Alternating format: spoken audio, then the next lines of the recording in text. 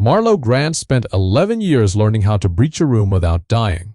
And none of that training told her what to do the night a half-frozen German shepherd dragged herself up the porch steps of a cabin in the Bitterroot High Country and pressed her ruined body against the door as if the last warm thing in the world lay on the other side of it. Marlo was 38, a retired Navy chief who had gone north to the mountains to be alone with her silence. And she would tell you now, if you asked her, that she opened that door, expecting to send the animal away. What she found instead was a dog too weak to stand, and when she laid her hands along the swollen barrel of that trembling belly, 4 tiny heartbeats fluttering under her palm, like moths against glass.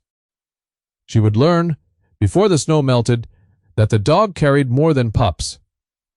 She carried a secret that a respectable man in the valley had spent good money to keep buried.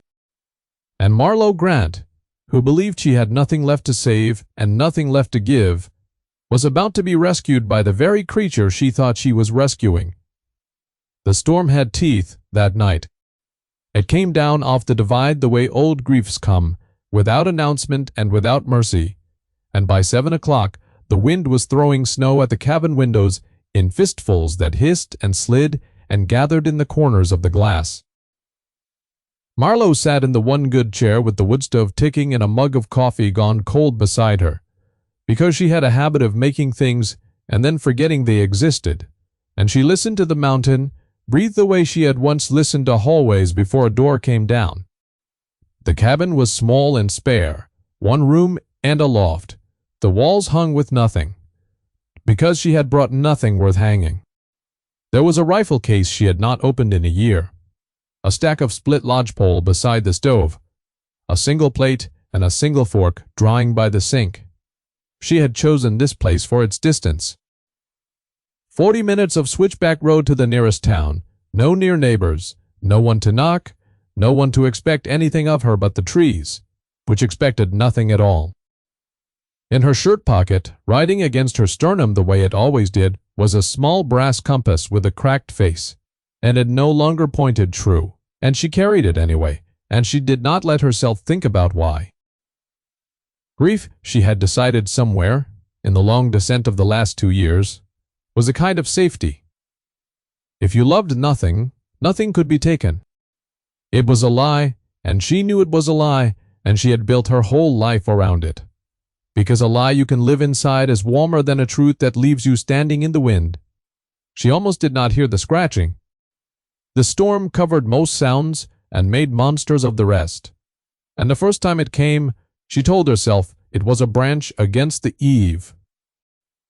The second time she set the cold coffee down and turned her head, tracking the noise the way she had once tracked movement in a dark tree line.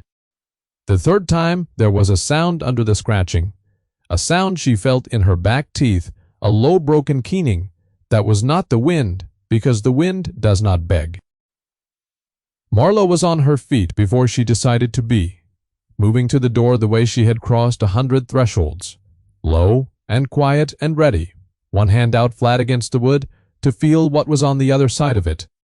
She cracked it open against the gale, and the cold came in like a blade, and the snow slapped her across the face, and there, folded against the base of the door, where the porch gave the only shelter for a mile, was the dog. She was a German shepherd, or she had been. Now she was a rack of bones wrapped in a matted black and tan coat, frozen stiff along her flank, one ear torn to a ragged nub, the pads of her feet split and bleeding pink into the white. She lifted her head when the light fell on her, and she did not growl, and she did not run. She looked up at Marlo with the flat, exhausted patience of something that has already made its peace with dying, and only came this far because instinct would not let the body quit. And Marlo Grant, who had trained herself for a decade to assess threats in under 2 seconds, stood in the doorway with the storm chewing at her, and could not for the life of her assess this. Because the dog was not a threat. The dog was a question. And she had spent 2 years refusing to answer questions. "Well," she said, because she had not spoken aloud in 3 days, and her voice came out rusted, a sound she barely recognized as her own. "That's about the worst timing I've ever seen." The dog thumped her tail once against the boards. Just once. It was the smallest gesture, a spending of the last of something, and it undid a thing in Marlo that 11 years of training had never taught her how to protect. Marlo got her arms under the animal and lifted, and the dog weighed almost nothing, and yet weighed everything. And it was in that lift, with the swollen belly pressed against her forearm, that she first felt the movement. Not the dog's heartbeat, which was fast and thready and scared her. Something else. A ripple, a shifting, a separate small aliveness under the taut skin. Marlo froze on the threshold, with the wind screaming past her, and the truth arrived all at once and stupidly, the way important truths do. This dog was pregnant. This starving, frozen, half-dead animal was carrying a litter, and she had walked or crawled or dragged herself through a mountain blizzard to get to the nearest door, because some ancient arithmetic in her had calculated that the only chance her pups had was a stranger's threshold, and she had bet everything she had left on that math. It was, Marlo would think later, the most reckless and the most reasonable thing she had ever seen a living creature do. Marlo carried her inside and kicked the door shut on the storm. She laid the dog on the braided rug by the stove, and she moved the way she had moved in aid stations, fast and precise and without permitting herself to feel anything, because feeling was a luxury that killed people.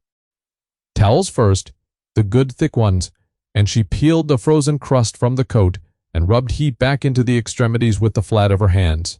Not hard, just enough, working from the core out the way you did with hypothermia, because if you warm the limbs first, the cold blood rushes the heart and stops it.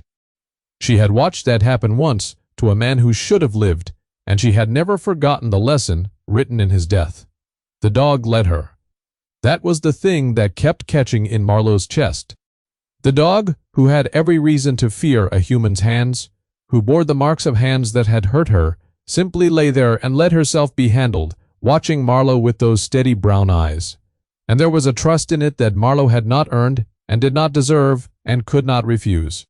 She got warm water into her, a spoonful at a time, tilting the dog's head just enough, letting her swallow, waiting, doing it again. She had no dog food and would not have dared give it anyway, so she scrambled 2 eggs soft and cooled them and offered them on her fingers. And the dog ate. Slow at first, and then with a desperate focus that told Marlo how long it had been since anything had been kind to this animal's body. She checked the split pads and found no frostbite black, yet only the raw pink of ice-cut skin. And that was luck. That was better than she had any right to expect. And all the while she kept one hand, when she could spare it, laid gently along the swollen flank, counting. 4. She was almost sure it was 4. 4 small separate movements, 4 rhythms. She could feel if she held still and closed her eyes and let her palm become the whole of her attention, the way she had once let a scope become her whole world, the way the whole of a person could narrow down to what was under a single fingertip. 4 heartbeats, faint and fast, fighting to stay in a body that was itself barely fighting to stay. She sat back on her heels in the orange light of the stove, with the storm hammering the roof, and she looked at this ruined animal who had chosen her. Of all the doors in the valley, and Marlo Grant felt the first crack open in a wall she had spent 2 years pouring concrete into. "You're not going to make it easy on me," she said, "are you?" The dog sighed, a long, shuddering exhale, and laid her torn ear against Marlo's knee, and closed her eyes, and slept. And Marlo stayed exactly where she was, cross-legged on a cold floor with her back beginning to ache, because moving would have meant taking her hand away.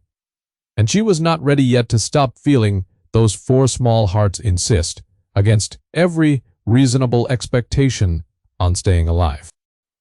She thought once of the compass in her pocket and of a man who had taught her that you could do everything right and still lose, and she pushed the thought down where she kept it, and she kept her hand on the flank, and she counted. Outside, the wind kept its long argument with the trees. Inside, for the first time in a long time, Marlo was not alone. She did not know yet what it would cost her. She only knew in the animal way that survives underneath everything language does to us, that she had crossed a threshold in both directions when she opened that door, and there was no closing it now.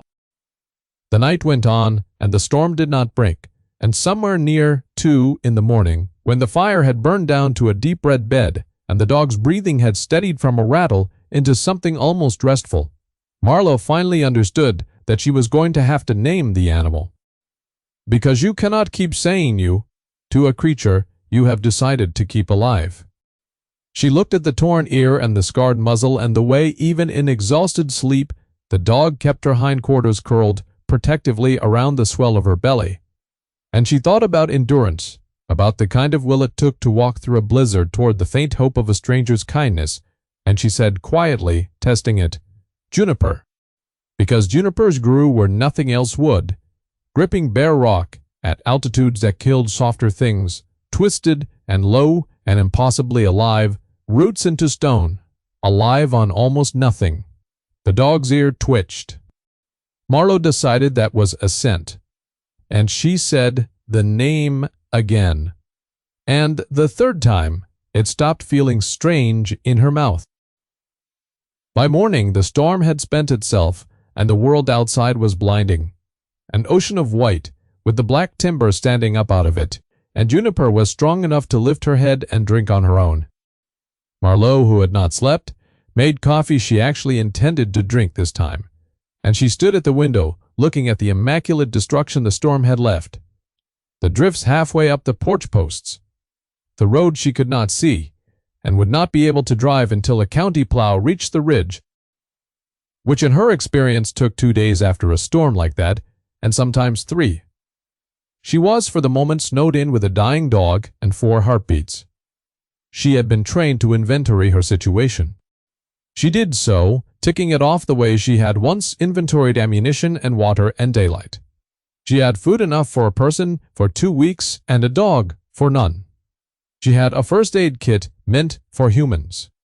She had no idea how far along the pregnancy was, whether she was looking at labor in days or in weeks, whether Juniper's starved body could even sustain a birth without dying in the middle of it.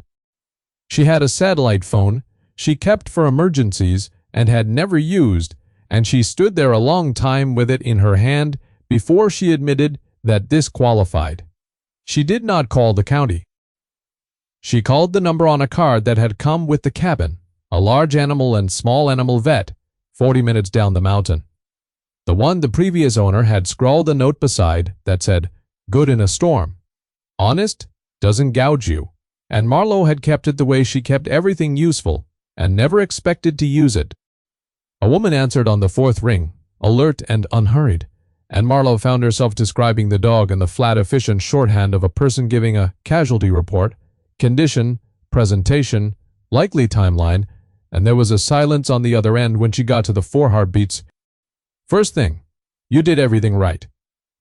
Second thing, I can't get up there today and neither can you, so we're going to do this together over the phone until I can. Her name was Delia Cho. She was, Marlo would learn, a widow of about her own age, who had run the Valley's only mixed practice clinic for 19 years, and who carried her own grief, folded up small, and hidden the way Marlo carried hers, and the two of them would come to trust each other the way soldiers do, without ever once talking about it directly. "How do I know if she's going to lose them?" Marlo asked. "You don't," Delia said. "Not for sure. But I'll tell you what to watch for. And Marlo, it's Marlo, right? Listen to me. She came to your door. Dogs that far gone usually crawl off into the brush to die quiet. She didn't. She chose. That tells me she's got more fight in her than her body's. Letting on, don't count her out because she looks like she's already gone. Looking gone and being gone are 2 different countries." Marlo stood in the bright, cold cabin holding the phone and felt the truth of that land somewhere. It hadn't been aimed. Looking gone and being gone. She thought about the last 2 years, the way she had let herself be plowed under, the way she had mistaken the numbness for peace. She thought about the compass in her pocket that no longer pointed north. She did not say any of that to the vet. She said, "What do I feed her?" And Delia laughed, not unkindly, and started listing things Marlo could improvise from a hermit's pantry: rice and eggs and the fat trimmed off whatever meat she had. Small amounts, often, nothing rich, nothing sudden. They worked the problem together across 3 days of phone calls, while the plow crawled up the mountain and the drifts settled and the sun laid a hard blue shine over everything. Juniper grew stronger by degrees, so small Marlo only noticed them in retrospect. A little more weight to her step, a little more interest in the door and the window, the return of a personality underneath the wreckage. She was, it turned out, a dog of enormous dignity and firm opinions. She disapproved of Marlo's sleeping past dawn and expressed it by standing over her cot and breathing on her face. She considered the good chair to be, by right of conquest, hers, and would climb into it the moment Marlo rose and regard her from it with a serene proprietary calm. Saza. She had a way of sitting very upright with her torn ear cocked and regarding Marlo with an expression of patient, bureaucratic disappointment, as though Marlo were an employee who had once again filed the wrong form, and Marlo found herself talking to her constantly, narrating her day, arguing with her, apologizing to her. The way she had not talked to any living thing in 2 years, and something in her that had been clenched shut began, without her permission, to loosen.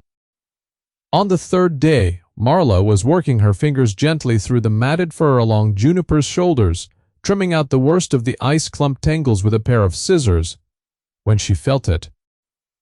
A hard, flat shape under the skin at the back of the neck, between the shoulder blades, too regular to be bone, too solid to be a cyst. She parted the fur and there was a small healed incision scar over it. Months old.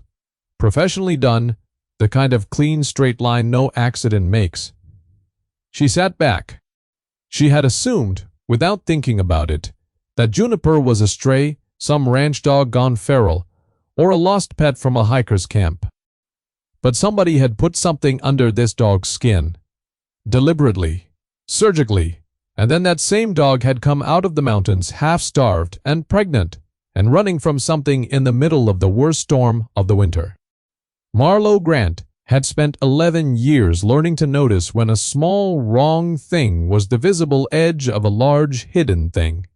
Her whole body went quiet and attentive in a way it had not been since she left the service. She looked at the little hard shape under Juniper's skin, and she looked at Juniper, who looked back at her with those steady brown eyes, and she said softly, "Where did you come from, girl, and what were you running from?" She did not know it yet, but she had just found the first clue, and the finding of it would drag her out of her chosen exile and back into a fight. And this time the thing she was fighting for was not a mission or an objective or an order. It was 4 heartbeats and a dog who had trusted her, and a truth some man had paid to bury under the snow. Delia Cho drove up the mountain the moment the road opened in a battered green truck with a toolbox of veterinary gear and a thermos of coffee, so bad that it became over the following weeks a running joke between them, the coffee that could strip paint, the coffee Delia defended with the fierce loyalty of a woman defending a dead relative. She was small and quick and gray at the temples, with reading glasses pushed up into her hair and forgotten there, and she came through the door and looked at Juniper, and something crossed her face. Quick, before she smoothed it away.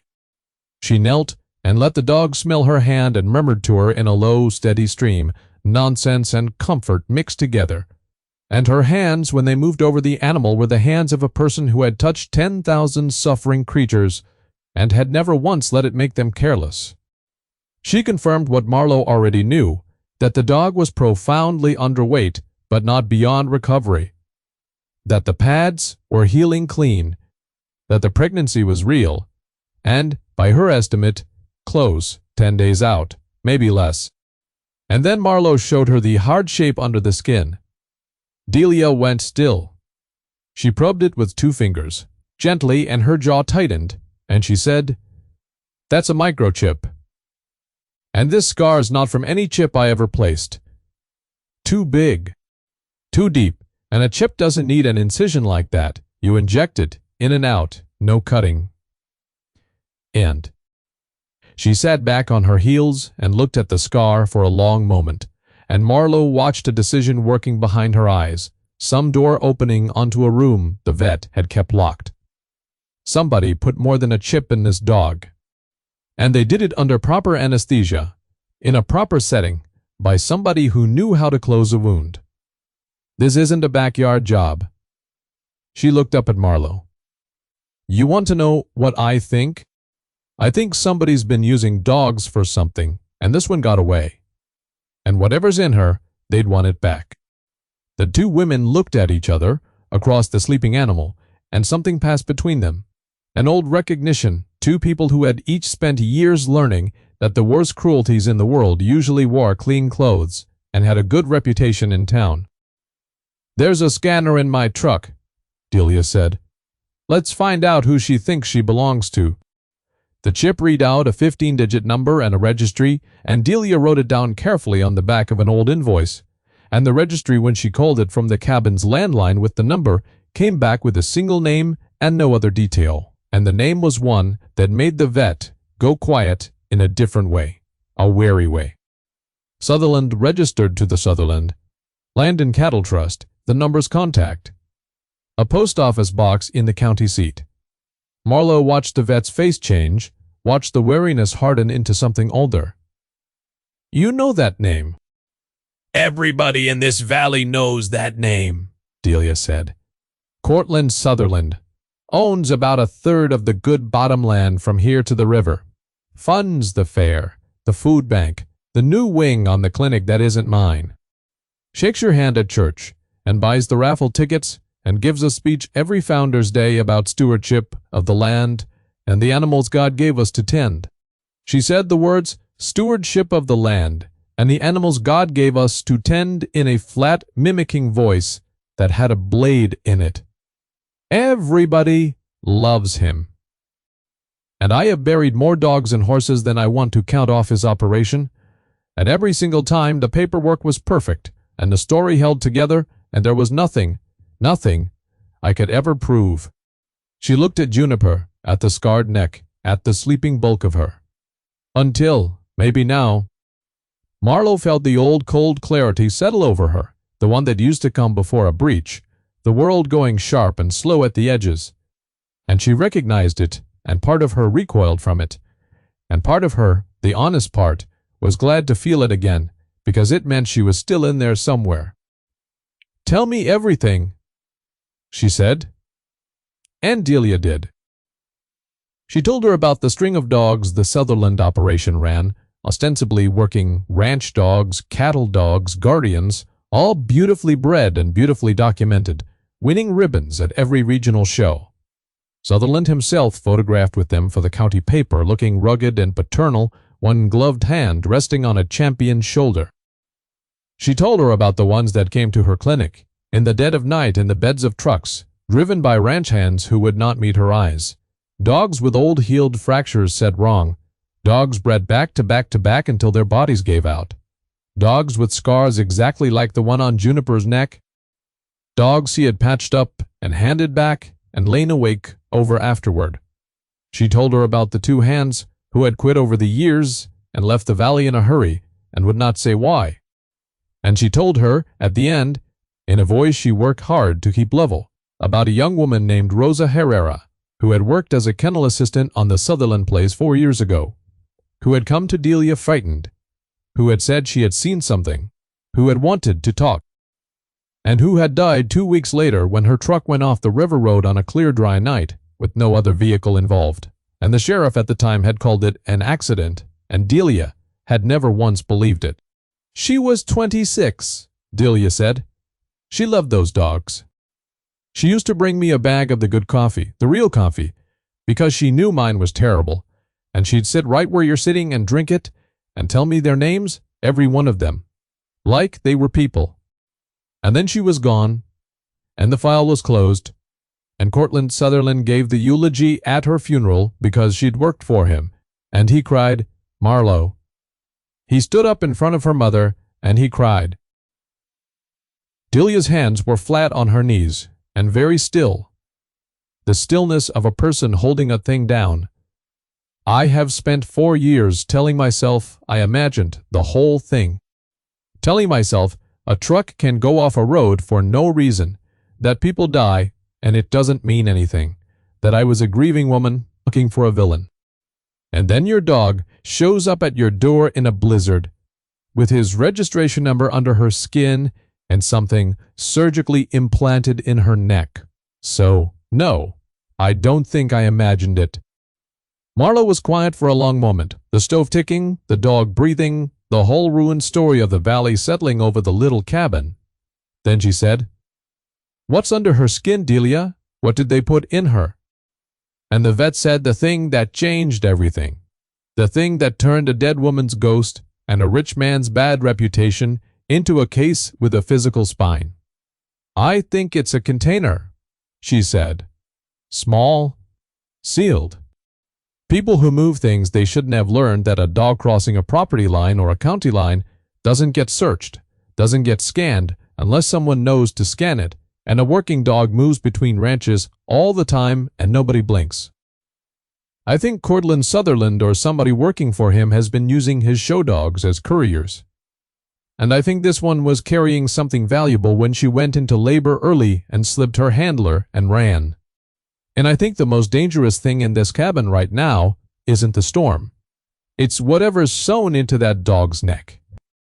Because he is going to want it back, and he is not going to care what he has to do to a retired stranger, nobody in this valley knows to get it." Outside the plowed road gleamed under the hard sun a thin gray line connecting the cabin to the valley and everything wrong in it, and Marlo Grant looked down at the sleeping dog with the 4 hearts inside her and understood that her exile was over. Glanger. She had come to the mountains to feel nothing. She was going to leave them feeling everything. And there was no help for it now. They agreed on rules, the two of them, sitting at Marlo's small table with the terrible coffee cooling between them, because Marlo had learned the hard way that the difference between a righteous mission and a disaster was almost always discipline. And discipline began with rules. They would not touch the implant. Whatever was under Juniper's skin, it was evidence, and the moment they removed it, they became just 2 women with a thing and a story, easy to dismiss, easy to make disappear. Left where it was, chipped with Sutherland's own registration, it was a chain of custody, a physical fact that pointed straight back at him, unbroken. They would document everything, photograph everything, date everything, keep copies in 2 places. They would tell one person in authority they could trust, and Delia knew exactly who. A game warden named Abel Fontaine, a heavy-set, slow-talking, procedure-bound man Delia described as the most stubbornly honest human being in 3 counties, and about as fun as a tax audit, who had wanted to reopen the Hera case years ago and been told by the old sheriff to leave it alone. And above all, until they had done these things, they would keep Juniper alive and hidden and let her have her pups, because Marlo had decided somewhere in the last hour, without any drama about it, that whatever else happened, those 4 heartbeats were now hers to defend, and she was, whatever else she had become, still very good at defending things. Abel Fontaine came up the mountain 2 days later in a green state truck, and he filled Marlo's doorway, and he took off his hat, and he listened to the whole thing without saying a word, turning his hat slowly in his big scarred hands, his face giving away nothing. When they were done, he was quiet for a long time, long enough that Marlo wondered if he believed them at all. Then he said, "I want to say 2 things, and I want you both to hear them clear. The first thing is that I have believed for 4 years that Rosa Herrera was killed, and I have not been able to do one single thing about it, and it has sat on me like a stone. The second thing is that belief is worthless. In a courtroom, in front of a judge, belief is worth exactly nothing. What you 2 have got here, if the doc is right about that implant, is the first piece of physical evidence anybody has ever laid hands on. And if we do this wrong, if we go off half-cocked and confront that man, or dig into his business, or so much as spook him, he will lawyer up and clean house, and this dog will vanish.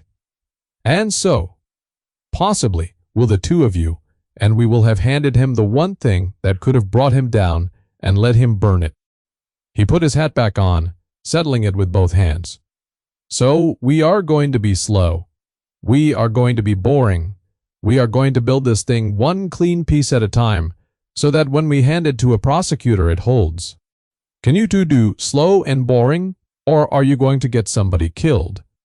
Marlo looked at this careful, stubborn man, and felt something she had not felt about a superior officer in years, which was respect.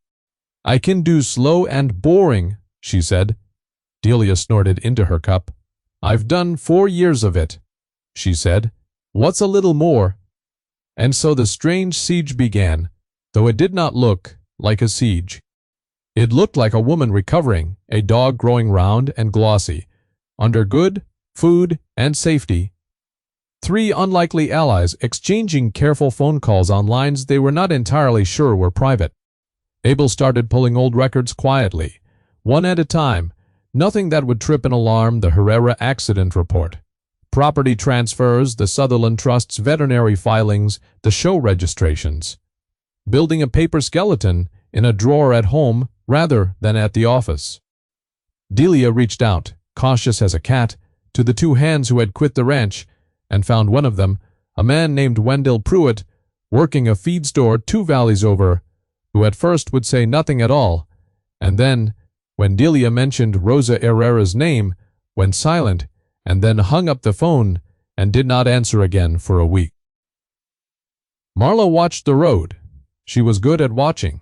It was most of what she had done for a living. She learned the rhythm of the ridge, the timing of the plow, the one logging truck that came through on Tuesdays, and so she knew at once, on the 5th night, when the rhythm broke.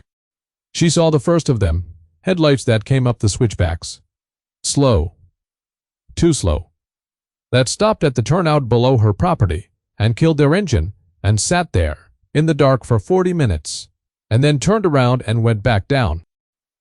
She did not go out, she did not confront it. She wrote down the time, and she photographed the tail lights with a long lens, and she called Abel in the morning, and Abel said, in his slow way, "Good. You did good." That's on the record now. He's letting you know he knows. Don't answer it. Let him wonder. 1.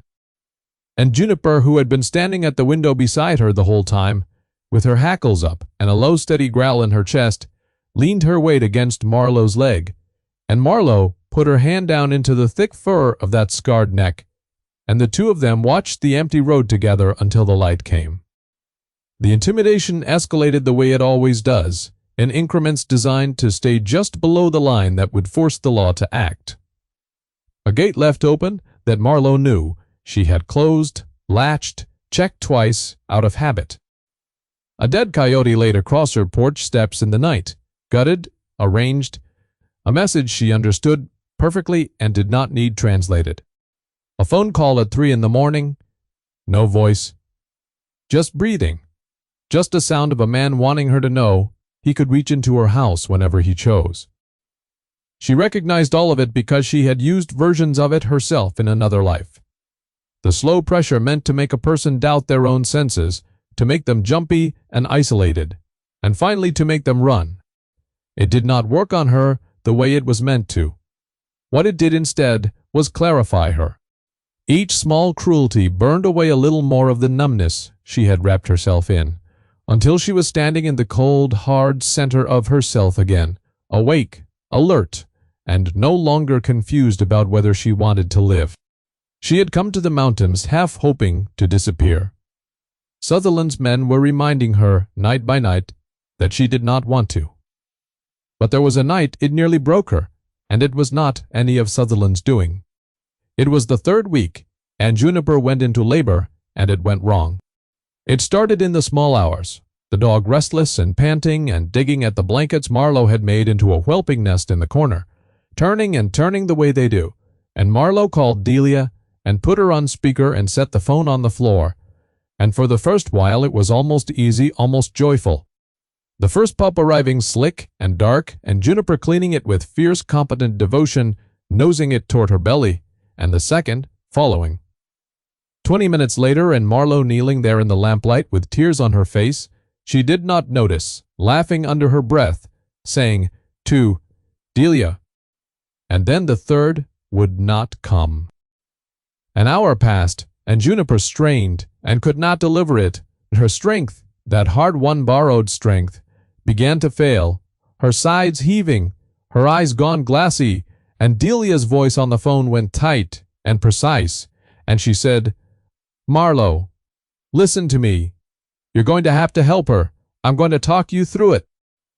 But you have to do exactly what I say, and you have to do it now." And Marlo's hands were suddenly not her hands. They were somebody else's shaking hands, and the lamplight tilted, and the smell of blood was thick in the room, and she was not in the cabin anymore.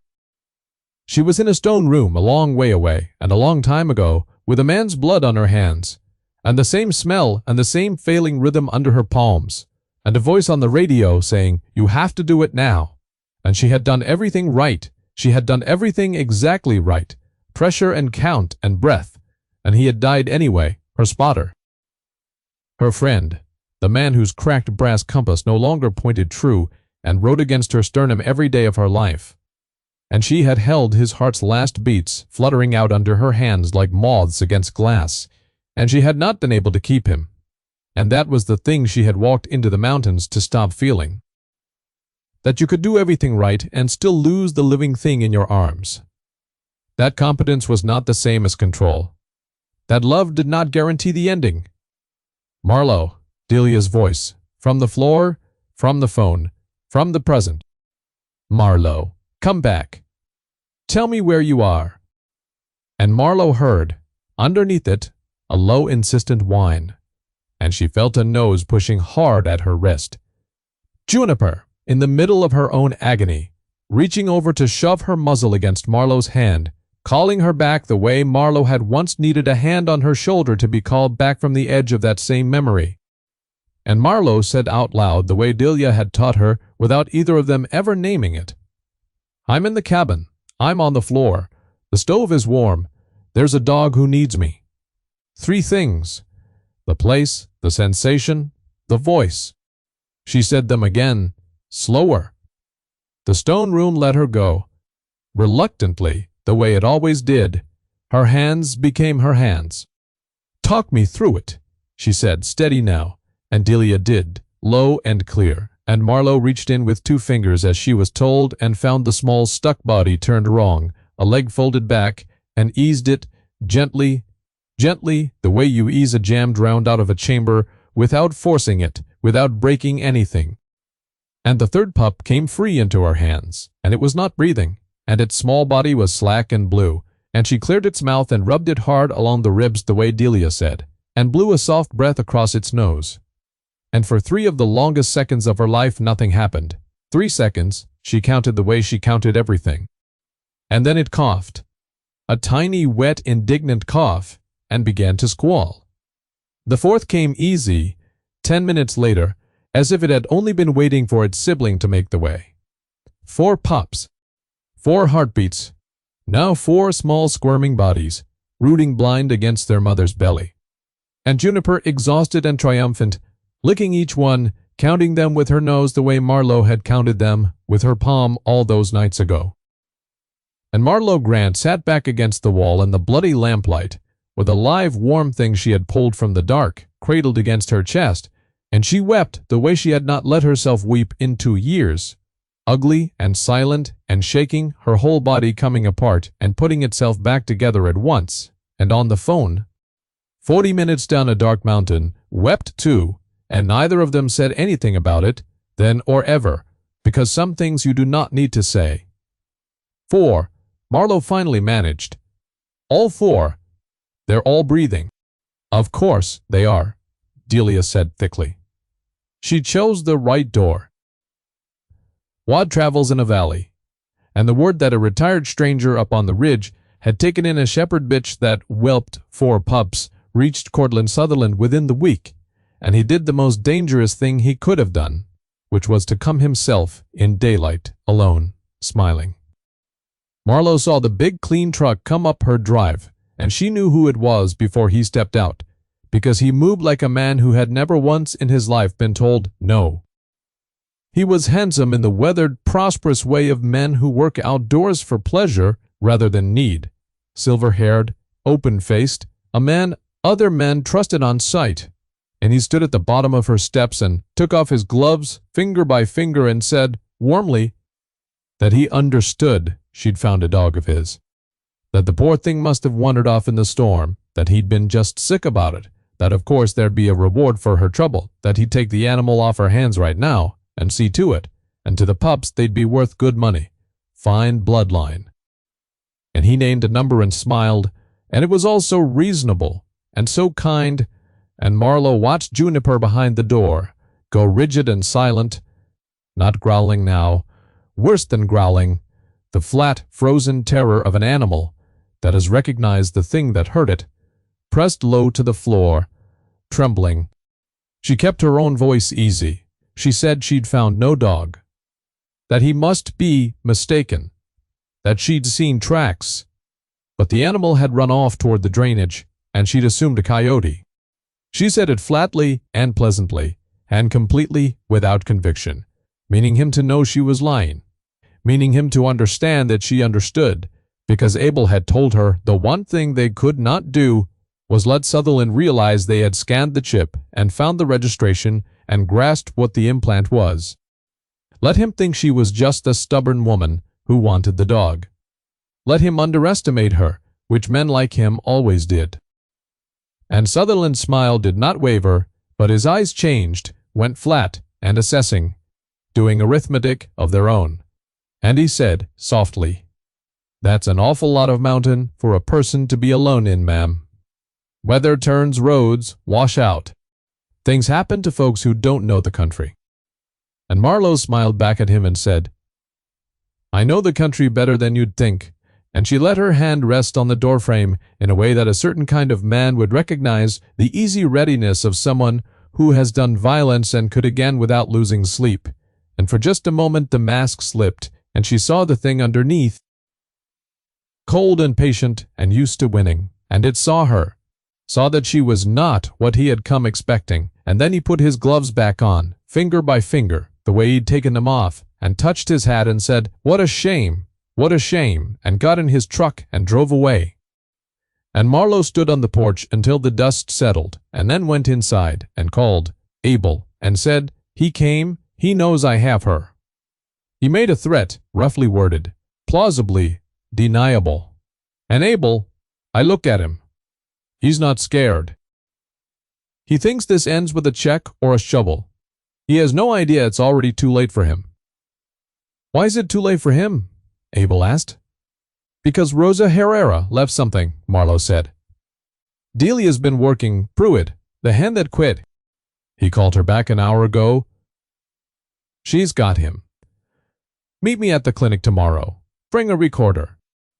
Wendell Pruitt was a wrecked-looking man of about 50, who had spent 4 years drinking to forget a thing and had discovered that it could not be done, that some things only sink deeper the more you pour on top of them. And when he sat down across from them in the back room of Delia's clinic and she poured him a cup of the terrible coffee, he wrapped both hands around it and stared into it and started to talk. And once he started, he could not stop, the way a man cannot stop once the wall he has held up for years finally goes. He had worked the Sutherland kennels for 6 years.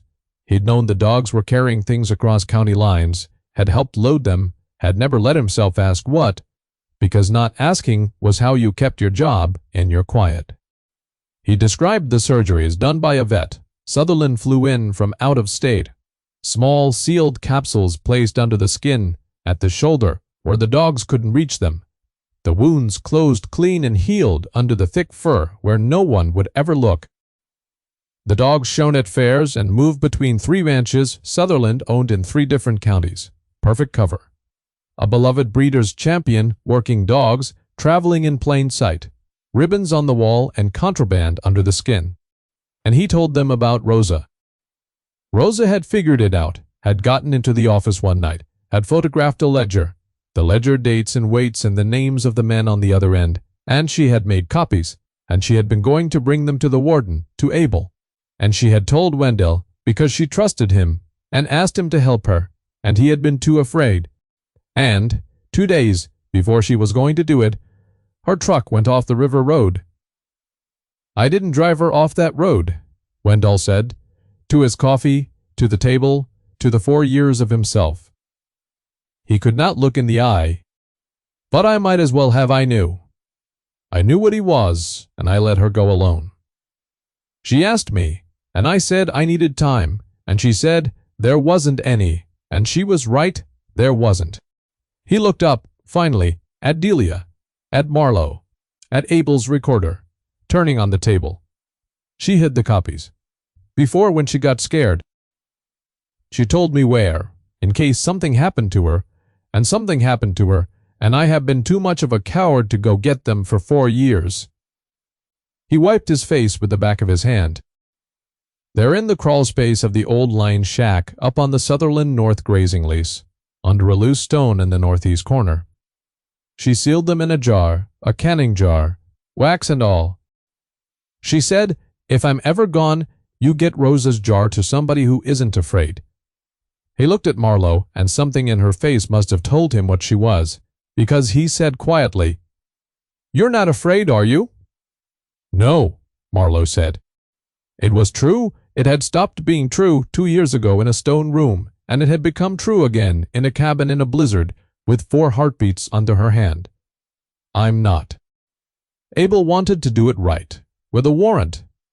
And he tried, and the county judge, who golfed with Cortland Sutherland and had for 20 years, sat on the request, found reasons, asked for more. And that delay would have been the end of it, except that Sutherland was not a patient man, and he had already decided that Marlo was a problem to be solved with a shovel, and he moved first.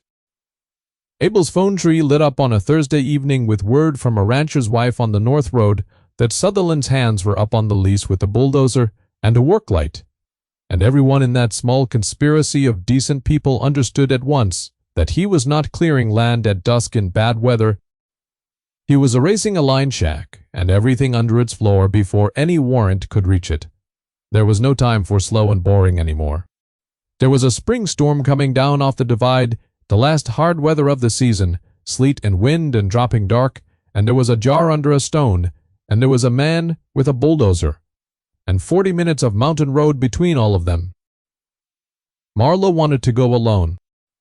Every instinct she had, the old ruinous instincts, screamed at her to leave the others out of it, to move fast and silent and solitary through the timber and get the jar and be gone, because alone she could not fail anyone.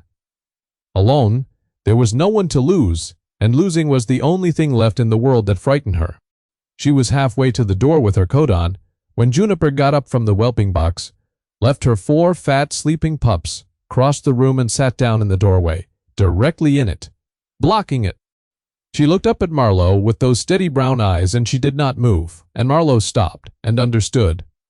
The way she had learned to understand this dog, that she was being told something. You do not do the thing where you go alone so that no one can be taken from you, because that is not strength. That is just the fear wearing strength's clothes, and it is how good people end up dead in stone rooms and river bends with no one beside them to reach in and pull the stuck thing free. Marlo knelt down in front of the dog, who had walked through a blizzard to a stranger's door, because the arithmetic of survival is not done alone, is never done alone, and she pressed her forehead against Juniper's scarred one, and she said, "Okay, together." And she called Abel, and she called Delia, and they went up the mountain together. 3 vehicles in a line through the falling dark. Headlights swallowed one after another by the sleet into the teeth of the last storm. Toward the man who thought this ended with a shovel.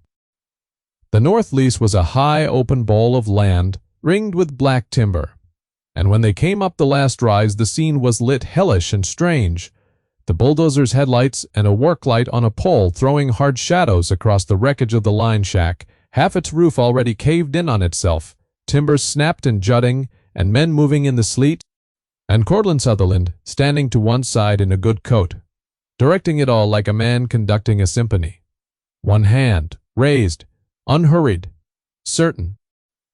Abel's truck came over the rise first, with its light bar blazing and its siren giving one hard whoop that bounced off the timber, and everything stopped, and for a long frozen moment the whole scene held, the warden and the vet and the tall calm woman getting out of their vehicles, and the rancher and his hands caught red-handed in the act of destroying evidence, and the sleet coming down through all of it, like static on an old screen.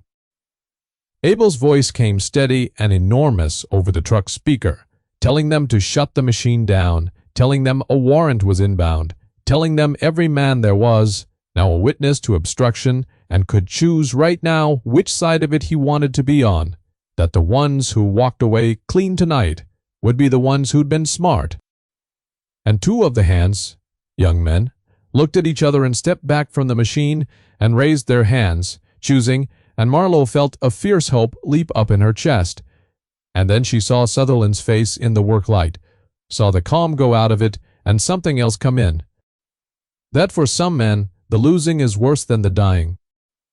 He had a rifle out of his truck before anyone could close the distance, moving fast for a man his age, and he did not point it at Abel. He was not a stupid man. He knew what shooting a warden meant, so he pointed it at Marlo, because he had understood from their one conversation on her porch that she was the one who would not stop, the one who had lied to his face and let him see it, and he shouted for the jar. He shouted that he knew they'd come for it, that no one was leaving that bowl until he had it and knew who else had seen it, and his voice had climbed up out of its smooth register into something raw and cracking. The sound of a respectable man watching his whole clean reputation come apart in the sleet. 40 years of ribbons and eulogies and Founders' Day speeches, dissolving into this, a gun in the mud at dusk. And in the chaos of it, in the shouting and the sleet and the hard shifting shadows, no one saw the young hand behind Sutherland pick up a heavy wrench, terrified, meaning perhaps to end it, to be a hero, to buy back his own soul, and Sutherland turned at the sound behind him, and the rifle turned with him. Swinging away from Marlo and back toward Abel, who had stepped out from behind his truck door to talk the man down with his hands spread wide and empty, and Marlo saw the whole geometry of it in the cold, clear way she had always seen these things. The barrel coming around, the warden exposed in the open, the half-second between one life and its ending. And she was already moving before the thought finished. She would think about it a long time afterward, why she did it the way she did it, and she would decide it was the truest choice she ever made, the choice that told her who she had become. She did not have a weapon. She had refused to carry one up the mountain, had left the case unopened on the cabin floor, because she had known in some place deeper than tactics that if she carried a gun into that bowl, she would become the thing she had come to stop. That the difference between her and Cortlandt Sutherland might come down to nothing more than what she chose to hold in her hands tonight. So she went in empty-handed, and she did not go for Sutherland's throat or his eyes. The way she'd been taught to end a man in a second and a half, she went for the rifle, both hands driving it up and away toward the empty sky, putting her body between the barrel and Abel Fontaine. And the shot went off deafening into the falling snow and hit nothing but weather. And then they were down in the mud, and the sleet tangled, and Sutherland was stronger than he looked, and desperate besides. All that certainty turned to terror, and terror is strong. And for a few seconds, it was very bad. And Marlo felt his thumb find the old scar under her jaw and dig, and the smell of blood and cold came up at her, and the stone room reached for her, again, close, so close. And then there was a black and tan shape coming through the work light, low and silent and terrible. Because Juniper had not stayed in the truck, Juniper had never once in her life stayed where she was told when the person she loved was in danger. And she came, favoring nothing. And she hit Cortlandt Sutherland like a thrown thing, and took his forearm in her jaws, the arm with the rifle, and bore it down into the mud. And she did not let go. She did not tear or savage him the way a vicious dog would. She held, with the whole grim, patient strength of an animal defending the only person who had ever been kind to her body, and she gave Marlo the half-second she needed to wrench the rifle free and throw it out into the dark beyond the light, and then Abel was there, and other hands were there. The two young ones who had chosen, pinning and shouting, and it was over. It was suddenly and almost anticlimactically over. The great respectable man face down in the mud of his own north lease with the game warden's knee in his back and his own hand cuffed behind him, and the sleet coming down. And a scarred shepherd bitch standing over him, with her hackles up and her lips still curled, and Marlo on her knees in the mud, calling the dog off, saying her name, saying Juniper, off, done, good girl, done. And Juniper releasing the arm at once, and coming to her, instantly, obedient in the way that only the deepest trust allows. Pressing her whole trembling body against Marlo's chest, she'd been hurt. In the scramble, Sutherland had gotten a boot into her hard, before the jaws found him, and she was favoring a hind leg, and there was blood on her muzzle that might have been his and might have been hers. And Marlo held her and ran her hands over her the way she had that first night, cataloguing the damage with fingers that had gone steady again, ribs, leg, belly, breathing.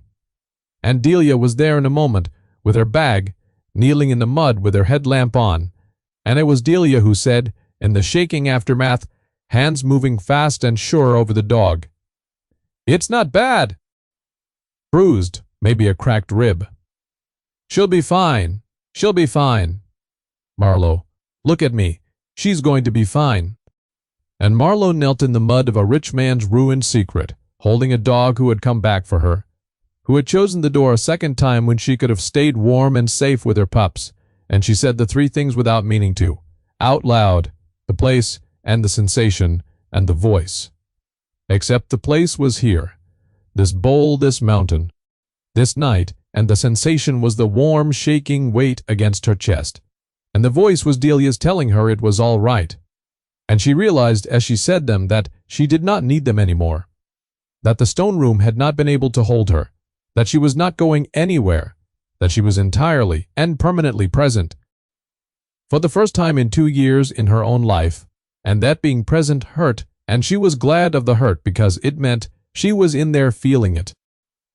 They found the jar exactly where Wendell said, under the loose stone in the northeast corner of the crawl space.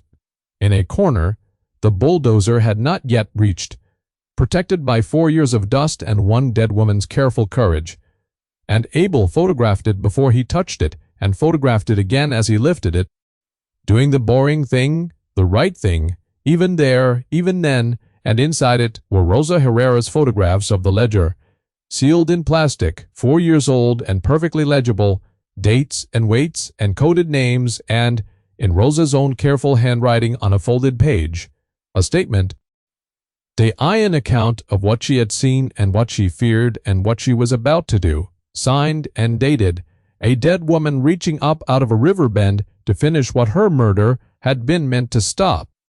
Delia read it there in the wreckage, with the sleet turning to soft snow, and she pressed the plastic to her chest for a moment, and Marlo let her have that, and did not look, and held the dog. It did not end cleanly or quickly, because real justice never does, and Abel had warned them of exactly this, had promised them exactly this. The physical evidence held. The implant in Juniper's neck, removed at last under a court order by a state veterinarian, and photographed at every step, the fur shaved, the incision measured, the capsule bagged and sealed and initialed, turned out to contain enough of a controlled substance to establish the trafficking beyond any argument a lawyer could build. And the microchip proved that it had traveled inside a Sutherland-registered animal, his own number under the skin, and the ledger tied the whole architecture together, the ranches and the shows, and the men on the other end. And Wendell Pruitt testified, sober now, sober for the first time in 4 years, and shaking with it, and finally, at long last, done afraid. And so from a recording made 4 years too late, bid Rosa Herrera, her voice steady on the paper, her handwriting even, braver dead than most people manage alive. But it took 11 months. It took depositions and motions and a change of venue and a parade of expensive lawyers who cost more than Delia's clinic made in a year, and Cortlandt Sutherland smiled his way through most of it, certain right down to his bones that money and reputation and 40 years of goodwill would hold, right up until the day they did not. The Herrera death was reopened and reclassified, and though they could never prove Sutherland's own hand on the wheel that clear dry night, could never put him on the river road, they proved enough, more than enough. The trafficking, the obstruction, the destruction of evidence, the long-documented cruelty of the kennels, and he went away for a long time. And the Sutherland Land and Cattle Trust came apart in the courts and the newspapers, and the valley, which had loved him, which had eaten his barbecue and cheered his speeches and named a scholarship after him, learned to say his name differently, the way you say the name of a thing you cannot believe you did not see. Rosa Herrera's mother received a letter from the state, formally correcting the record of her daughter's death, changing a word, accidental homicide, and a headstone was recut at the state's expense. And Delia Cho drove down to the little cemetery by the river on a gray afternoon and left a bag of the good coffee, the real coffee, on the fresh carved granite, and stood there a long time in the wind with her hands in her pockets, and did not explain it to anyone, and did not need to. Marlo kept Juniper, of course. There had never really been any question, not from the first night, not from the first thump of that tail against the cold boards. And when the pups were weaned and fat and ridiculous, tumbling all over the cabin, chewing the legs of the good chair that their mother still claimed by right of conquest, 3 of the 4 went to homes that Delia and Marlo vetted with the ferocity of 2 women who had learned exactly and unforgettably what happens to dogs in the wrong hands. Home visits and references and follow-up calls, and Marlo kept the 4th, the third born, the one that had not been breathing, the one she had pulled back from the dark, with 2 fingers and a soft breath across the nose, a rangy black male she named Spotter, and did not explain that name either to anyone, ever, though Delia guessed and said nothing. Because some things you do not need to say. The compass with the cracked face still rode against her sternum, but somewhere in that 11 months it had stopped being a stone and become something else, a companion, a way of carrying a man forward into the days he did not get to have, instead of dragging him behind her like an anchor.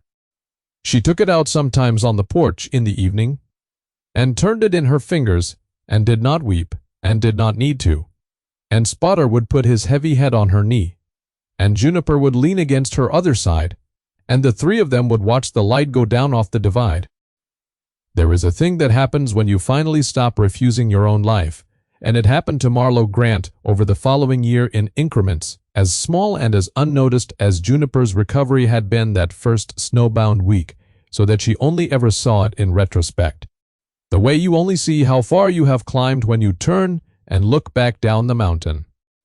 The clinic got its new wing after all, funded this time, not by a rich man laundering his conscience, but by a legal settlement wrung out of the wreckage of the trust, and by a fund Marlo started with her own money, most of it, money she had been sitting on because she had thought she had nothing to spend a life on. A rescue and rehabilitation fund for working dogs, discarded and abused and broken by people who saw them as property. And it was named for Rosa Herrera.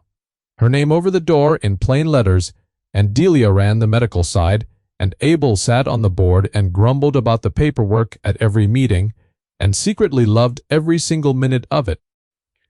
Kept the minutes himself in a careful hand, and Wendell Pruitt, who could not undo what his fear had cost a young woman on a dark road, came to work there and was gentle with the broken animals in a way that was its own long, quiet kind of testimony, its own imperfect atonement, and the dogs, who do not keep ledgers of a man's past, loved him without reservation, which may have been the mercy that finally let him sleep.